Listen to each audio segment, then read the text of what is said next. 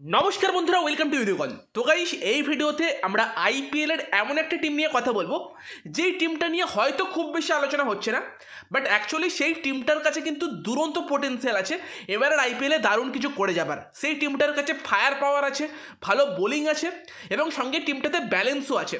টিমটাকে কিন্তু আমার ভীষণ ইন্টারেস্টিং লাগছে। যদিও যে বিদেশি প্লেয়ারগুলো আছে তারা হয়তো আইপিএলে অতটা এক্সপিরিয়েন্স না, তবে সেই প্লেয়ারগুলোর কাছে কিন্তু রিয়েল কোয়ালিটি আছে, তারা ইন্টারন্যাশনাল লেভেলে সেই খেলেছে। টিমটার ব্যাটিংটা বিশেষ করে আমার ভীষণই ভালো লাগছে, বোলিংও কিন্তু দম আছে। তো সেই টিমটা হচ্ছে সানরাইজার্স হায়দ্রাবাদ। তো এই ভিডিওতে সানরাইজার্স হায়দ্রাবাদ টিম নিয়ে আমরা আলোচনা করব, যেই টিমটার মধ্যে কিন্তু ভালো পোটেন্সিয়াল দেখা যাচ্ছে। তবে গাইস তোমরা যেমন জানো এখন ওমেন্স প্রিমিয়ার লিগ চলছে এবং এরপর আইপিএল আসছে, আর তোমাদের কাছে কিন্তু এখানে ভালো সুযোগ আছে টাকা কামিয়ে নেবার করতে পারো।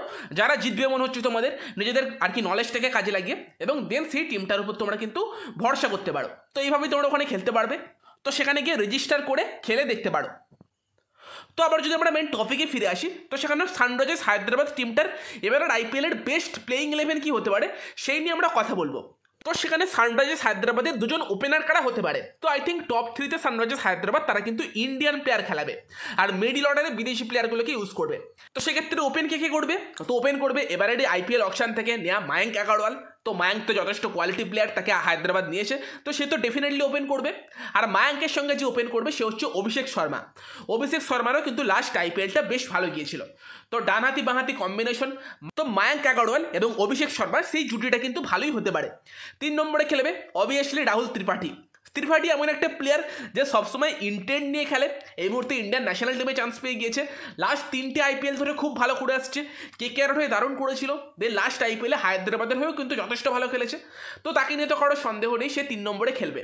4 নম্বরে ব্যাটিং করবে হচ্ছে হায়দ্রাবাদের ক্যাপ্টেন, সেটা হচ্ছে এডেন মার্করাম। তো মার্করামও কিন্তু ভীষণই কোয়ালিটি প্লেয়ার, কোয়ালিটি ব্যাটসম্যান, সেই বিষয়ে কোনো সন্দেহ নেই, সে 4 নম্বরে খেলবে। 5 নম্বরে হ্যারি ব্রুক, ভাই সাব আরও একটা ভীষণই কোয়ালিটি প্লেয়ার। আই থিঙ্ক ওয়ার্ল্ডের একটা টপ আপকামিং ট্যালেন্ট কিন্তু হ্যারি ব্রুক। আপকামিং না, এখন অলরেডি মানে নিজেকে প্রতিষ্ঠিত করে ফেলেছে। সে তো টেস্টেও টি20-র মতো ব্যাটিং করে, আর কম রান করে না, অনেক রান করে। তো সেখানে হ্যারি ব্রুক কিন্তু ভীষণই কোয়ালিটি প্লেয়ার, এবং তার পেছনে হায়দ্রাবাদ টাকাও ঢেলেছে। Sam Curran, Ben Stokes, Cameron Green, অনেক অপশান ছিল। তারা বলেছে না, আমরা হ্যারি ব্রুককে চাই। তো হ্যারি ব্রুক খেলবে 5-এ, আর 6 খেলবে গ্লেন ফিলিপস, আরও একটা ডিস্ট্রাকটিভ ব্যাটসম্যান। তো এই ব্যাটিং অর্ডারটার মধ্যে বিশেষ করে মিডিল অর্ডারে কিন্তু রিয়েল কোয়ালিটি আছে। দেখো অভিষেক শর্মা আর তার সঙ্গে মায়াঙ্ক আগারওয়াল দুজনেই কিন্তু কোয়ালিটি ওপেনার, বাট যে মিডিল অর্ডারটা আছে ওটা কিন্তু ভীষণই dangerous. Rahul Tripathi, Aiden Markram, Harry Brook এবং গ্লেন ফিলিপস, 4 জনই কিন্তু ম্যাচ উইনার, ইম্প্যাক্ট প্লেয়ার। যদি ভারতীয় কন্ডিশনের সঙ্গে গ্লেন ফিলিপস আর হ্যারি ব্রুক তারা মানিয়ে নিতে পারে, হায়দ্রাবাদের এই ব্যাটিং লাইন আপটা কিন্তু অনেক টিমের রাতের ঘুম কেড়ে নিতে পারে। এটা কিন্তু সত্যি মনে হচ্ছে, কোয়ালিটি ব্যাটিং আছে এটা। আর বাকি 7 নম্বরে খেলবে হচ্ছে ওয়াশিংটন সুন্দর, সেও কিন্তু ব্যাট হাতে যথেষ্ট ভালো এবং তার সঙ্গে স্পিন বোলিংটাও করে দেয়। তো সেখানে হায়দ্রাবাদের ব্যাটিং কিন্তু দারুণ আছে। এবার অবশ্যই হ্যারি ব্রুকের জন্য বেস্ট জায়গাটা 4 নম্বর হতে পারে, গ্লেন ফিলিপসের জন্য 5 নম্বর হতে পারে। তারা 1 ডাউন আই থিঙ্ক এই লাইন আপে আছে। তবে এখানে তোমরা টপ 3 থেকে কাকে সরাবে? একটা হতে পারে অভিষেক শর্মাকে সরিয়ে সেখানে রাহুল ত্রিপাঠীকে দিয়ে ওপেন করিয়ে 3-এ মার্করাম, 4-এ হ্যারি ব্রুক, 5-এ গ্লেন ফিলিপস, 6-এ অভিষেক শর্মা, সেটা একটা লাইন আপ হতে পারে। বাট অভিষেক শর্মা কিন্তু লাস্ট ইয়ার আইপিএলে ওপেনার হিসেবে যথেষ্ট ভালো খেলেছে। তো আই থিঙ্ক যেটা মেন লাইন আপ দিলাম ওটাই ঠিক হবে। তো সেখানে এই গেল টপ 7। দেন 8 নম্বরে তারা আর একজন স্পিনার খেলাতে পারে, একজন ফরেন স্পিনার খেলাতে পারে, কারণ হায়দ্রাবাদের কিন্তু ইন্ডিয়ান বোলিংটাও যথেষ্ট ভালো। তো সেখানে আদিল রশিদ কিন্তু হায়দ্রাবাদের জন্য একটা ভালো অপশান হতে পারে 8 নম্বর জায়গাটায়। বাকি আকিল হোসেন আছে, বাট আই থিঙ্ক তারা রিস্ট স্পিনারের সঙ্গে যেতে পারে। আদিল রশিদ ভালো অপশান হতে পারে 8 নম্বরে। আমি তো আদিল রশিদকে 8 নম্বরে পিক করব। দেন 9 নম্বরে ভুবনেশ্বর কুমার, 10 নম্বরে উমরান মালিক, 11 নম্বরে টি নটরাজন।